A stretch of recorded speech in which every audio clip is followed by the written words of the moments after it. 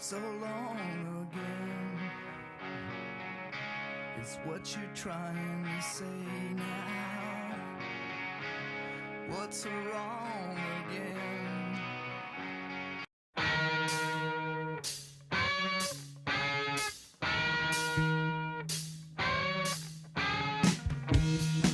Do you care what the line is?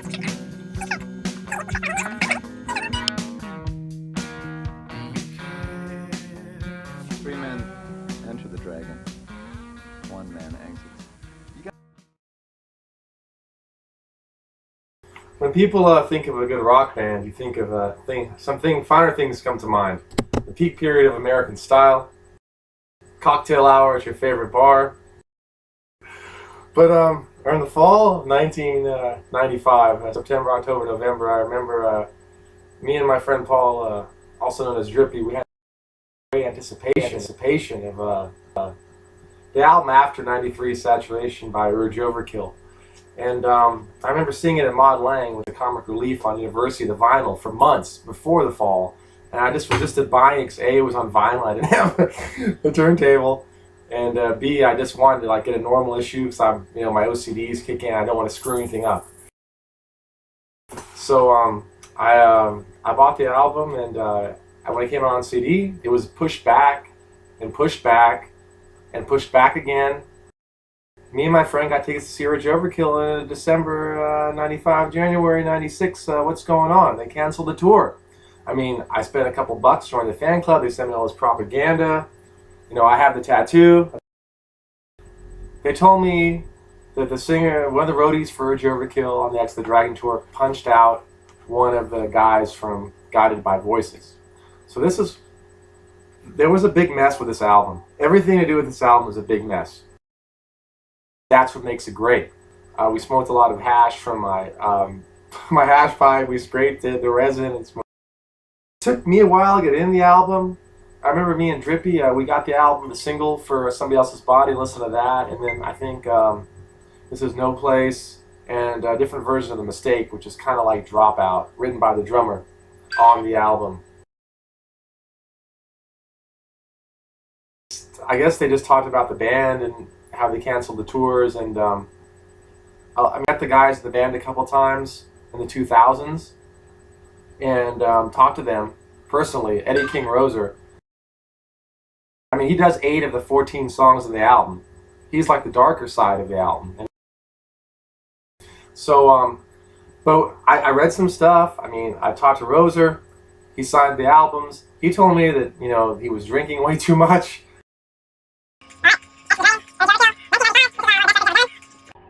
All right, X the Dragon, Urge Overkill, 1995. This is one of the best records ever done. We were somewhere outside of Barstow when the X the Dragon began to kick in. I remember turning to Drippy and saying, "Hey man, you turn that shit up. Sounds pretty good." So right now I'm going to go over the track listings here, which you can't really see, but it's like a really bad set list. So, so we'll start with number 1, Jaywalking. I initially didn't like this song. I even told the singer, Eddie King Roeser, I saw him, that I didn't really like that song. I don't like the first song. I was crying, for God's sake. No, man. That's just the narcotic. Jaywalking, it's an acquired song. You need to listen to it a lot. It'll grow on you. I mean, it's about a kind of a minor crime, right? Jaywalking? Jaywalking? I mean, you can get fined for this, and it has happened here where we live. That's correct. 3 minutes where we live. Well, in case you didn't know, because it's the home of Green Day. Right, and Rancid and the Counting Crows. Yeah, Counting Crows, who always show up drunk.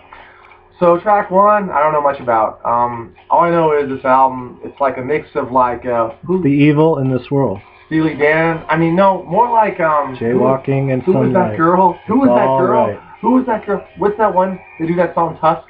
The girl band with the boys. Mac. Thank you. It's very Fleetwood Mac. Good way, not a bad kind of, I'm remembering my parents' vinyl record collection way. So, The Break is number 2. My father used to scream at my mother to that band. Great, Paul. We'll talk about my stepfather whipping me later and calling me a little faggot. And this is track 2. This is the break. Break it. That's what Eddie said when we saw him in concert. It's a running theme here. There's lots of similarities between this album and 1980s Thin Lizzy Chinatown album. Anyway, this album, Rolling Stone gave it 3 stars. I didn't like it too much, and it pissed me off. It was the Rolling Stone that had Alicia Silverstone on the cover and some cutoffs and a cowboy hat posing, kind of like a V. Anyway, the break music video you can pull up on YouTube. It's one of those puzzler videos. It's like, I mean, they're recording, they got the guitars. Faces of Death. There's a fat Chinese guy. I don't know what he's Hunt and Hawk was popular in '92. This fucking song kicks ass. You need to listen to the break, man. This song, I mean, listen to the guitar whine, man. Is it true that the song is really about Blackie's broken pelvis from when he, had relations with that Nigerian hooker? Setting up home on the beach is relatively easy. I think that's something, man, that the Urge Overkill, the Hate Urge Overkill fan club came up with. Probably Steve Albini in his pansy glasses, black curly hair, and come on, man. Hipster attitude. Listen, Big Black was a fine band. Don't you never parody me? The break. This is a great song.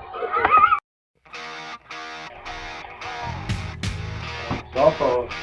Medicine is not kicking in. Hold on, man. The cell phone's dying. Let me touch it. Let me feel it. God, what's wrong with my phone? Critically low. Yeah, much like my social life. All right, so track. Look in the camera. Track 3 is I Need Some Air. Now, the beginning of the song starts at the tail end of the break where they messed up and it's really goofy, kind of like when Bob Dylan does that song on his 150th Dream, That's a great song. You swear you've heard it before, it slowly rambles on. I Need Some Air. Rolling Stone said they'd break into a Hollywood chorus. They kind of do. This is obviously a Nash Kato song. It's upbeat, It talks about a rerun house watching Japanese porn. Hell, we've all been there before,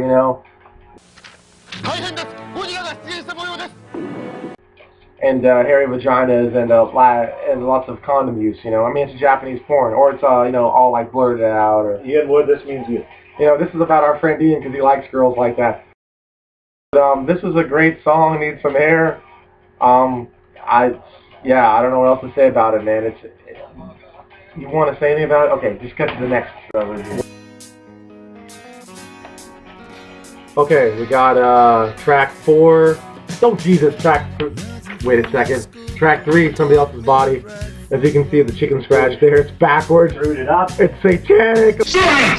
They don't like strangers. They don't bring up that when I got pushed off the chin coop in Humboldt County. I broke my arm. The kids needed to saw off my arm.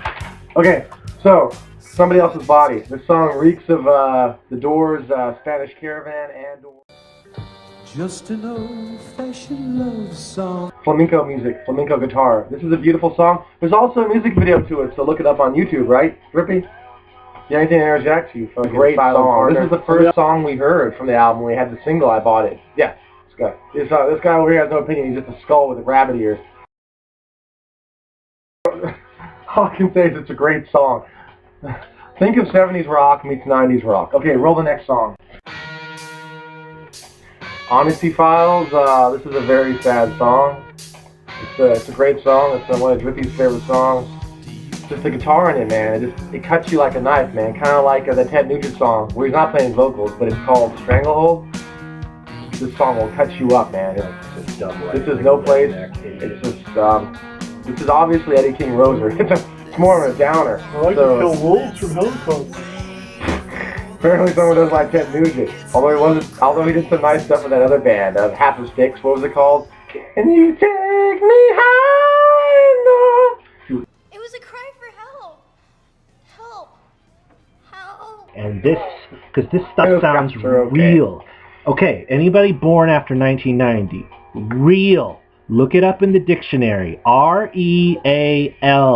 We want emotion that's actually something that they've lived, not something that they saw on the GD TV show like Glee or, you know, the umbilical cord of Sarah Palin.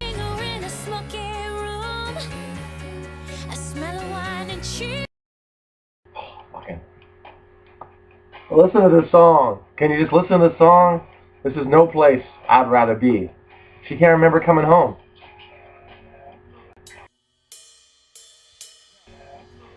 See, I think Eddie might have been abandoned maybe in an orphanage or something. I mean, one of those safe shelter things. And you know, when we've met him, and he seems like a really nice guy. He's very polite. But somebody put him through the ringer. How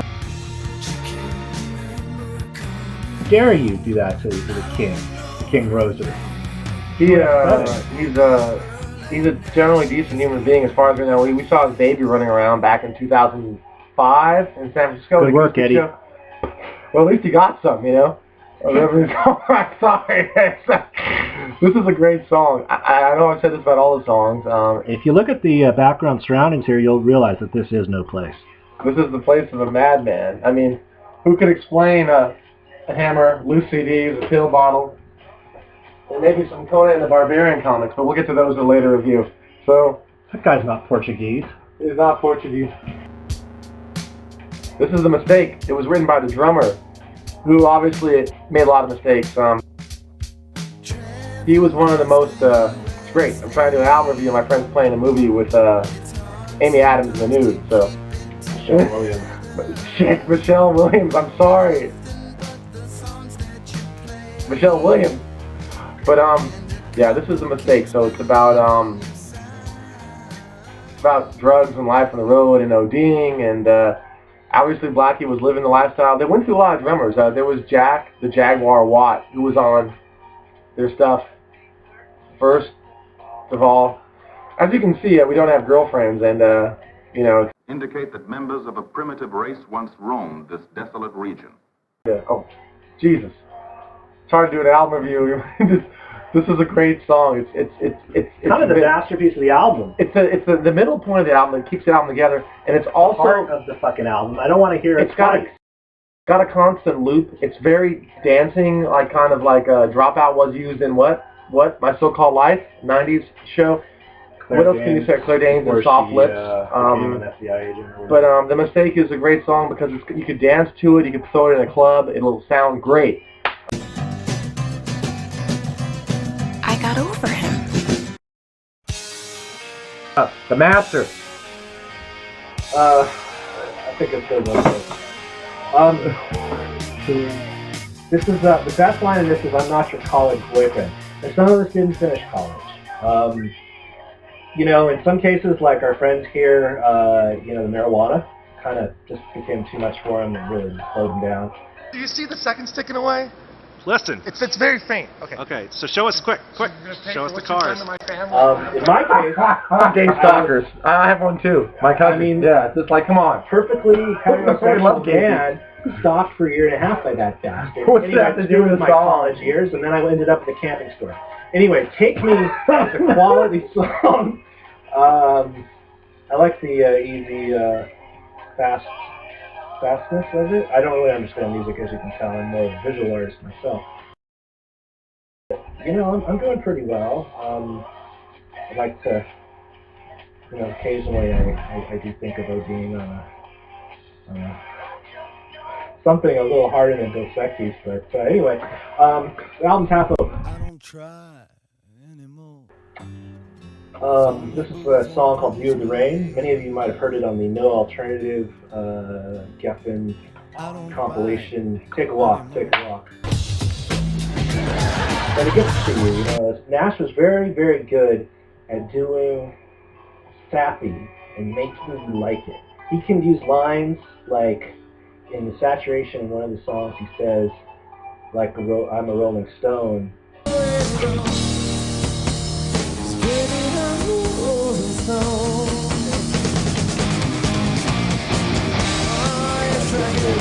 You know, the hooker is in Vegas smoking blow off her ass or something.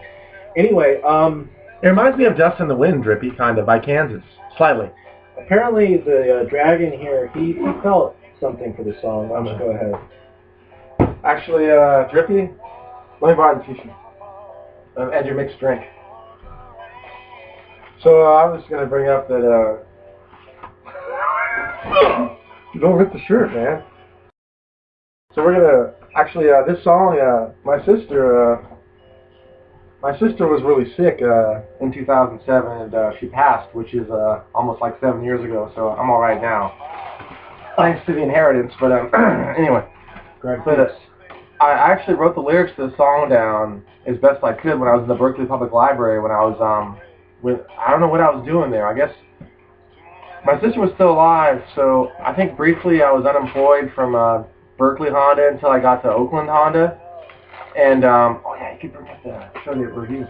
And I went to the Berkeley Public Library and I wrote the song down, the lyrics, and I was crying, and I don't know, something about the song. It's just a great song. It's just a great song. It's a beautiful song. Can I ask you something? And I wrote the song down and gave it to her, and I don't think she really knew what was going on. But go on. Do real men cry?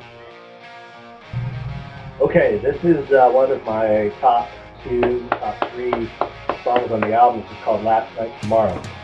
Last Night bit is done by Mr. Roeser, and the Tomorrow bit, makes sense, is done by Nash. So this is a dark, dark song. Pretty driving guitar. It's, yeah, you know, it reminds me of a couple of women. You get nothing! You lose! Good day, sir! I don't know why Eddie had to rub it in, but anyway. I think it's really a great album. I mean, this is the kind of song that should have been in the top 40. I don't know what the heck they were doing with, you know... Our local alternative station didn't even play any of these cuts. Ever! Hanson and stuff like that. Counting Crows. I mean, it's gotten even worse, and it's all your fault. Yeah, you guys. Yeah, there's no way. Yeah, you guys. Yeah, there's no way. No, there's more I want to add to this song. It is your fucking fault. I mean, the public, man. I mean... Obviously, here we are in amongst these sheep, and they're not at all worried about us because we're being very calm and still. It is your fucking fault. I mean, the public, man. I mean, Geffen, Roeser said that Geffen went with other bands like Weezer and Counting Crows, you know? Obviously, he's pulling a Kurt Cobain here. But the cool thing about this song is it changes in the middle, and it's still kick-ass. But the opening riffs are very... farting above your asshole. They're giving himself a Dutch oven. This is very much like Leonard Skinner, you know, the guitar players Alan Collins and Gary Rossington. Of this song. I love this song. When I was on a radio show for Live 105, our local rock station, I played it. This song is awesome. It's Bloody Chunk X on YouTube. Has all the cuts from X the Dragon. I commented on his cut. This song is awesome. Last Night Tomorrow, you're going to crank this song up and you're going to love it. And you're going to know why the 90s rocked. Thank you. Thank you. He's disgusted, basically, with all humans, and he just can't get away from humans, so he goes on this trek. This is a sad song. This is a very sad song. This is about, hey Jenny, I think I'm ready. It's kind of about a guy, I think in his middle age, realizing he's ready for the relationship with the girl he should have been with. Yeah, it's really sad, and I knew this one, there was a fan at one of their shows, she said this was her favorite. I remember her singing out loud, and it was really cool. And they reformed, they played at Bimbo's in San Francisco, and you know, they were rusty, but it was so damn cool. They played this, they played Last Night Tomorrow, I think they played Monopoly. The Dragon knows a little bit more about that. He tends to have more of a methodical mind. From 33 to 37, there was a car called the Airflow, which looked like an alien, which Chrysler has 3 musketeers. You know, Stephen Hawking's brain inside, you know, Wonder Nerd boy. He walks around with his pants hiked up, and it's as if he's been neutered. This place. Steve should never have opened this place again. There's been too much trouble here. It's not that library science is a completely sexless profession, but it's a largely sexless profession. This is a fine track by Nash Kato called Monopoly. Awesome track. Let's go with Named after the popular board game from the whatever the hell that was. It's also just about, how everyone's playing a game, everyone's looking for power. Yep. Your duties will be to answer like a dog when I call. Like a dog. Yeah, this is a great song. I do listen to this a lot, sometimes when I'm in the bath. I think about this bear. I think about her thinking about Nash Kato. Now, I don't know what that says about me. Wait. Monopoly is the pop perfection. I have a demo of this song called the Mushroom Music Demo. This song is very, very trippy. It's a great song, huh, Drippy? Whatever. It's pop perfection, man. It's about relationships, man, and how it's like a game. It's a great song. All I can tell you is next week we're doing Throbbing Gristle. Okay? No. I'll just talk about the other tracks that we don't have for some reason on your iTunes. Because someone here, as Ralph Stein would say, or my friend from Kansas who got stabbed by some jocks and killed in the mid-90s, you feeble-minded buffoons, Merlin. That's what you are. Daddy! So basically, And You'll Say is the song after this song. It's a great rock song. It goes, let me just hit record.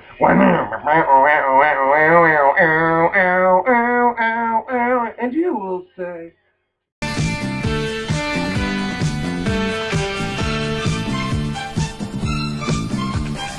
Also, and the last song is called Digital Black Epilogue, which is kind of So Long Selena.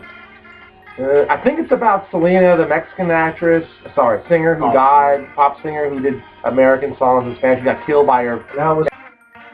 Yeah, he pulled some black singer, some woman. Killed by a fan, for God's sake. I know. So the song, Digital Black Epilogue, it's a long song. I remember recording on tape for you, Paul, and we were going to Mr. Bungle concert. And it was so long, song, all the way through, mind-blowing. You can probably pick it up on Amazon.com for $3, $2. So next week we're gonna talk about some maybe some music or cars or art, comic books. What else? Twig sculptures, video game reviews. He doesn't play video games, but chainsaw sculptures. So nice. My grandmother Mary. Grandmother Mary, rest her soul. There's Merlin the dog. Merlin, say hi. Come give me a kiss. Bucky's kiss. Kiss. Kiss. Kiss. Kiss. Kiss. Kiss.